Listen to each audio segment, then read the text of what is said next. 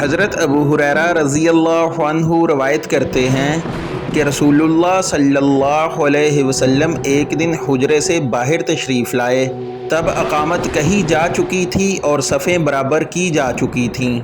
آپ صلی اللہ علیہ وسلم جب مصلی پر کھڑے ہوئے تو ہم انتظار کر رہے تھے کہ اب آپ صلی اللہ علیہ وسلم تکبیر کہیں گے، لیکن آپ صلی اللہ علیہ وسلم واپس تشریف لے گئے اور فرمایا کہ سب اپنی اپنی جگہ پر ٹھہرے رہیں۔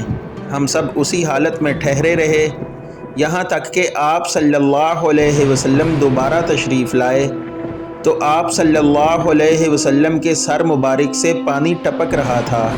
آپ صلی اللہ علیہ وسلم نے غسل کیا تھا۔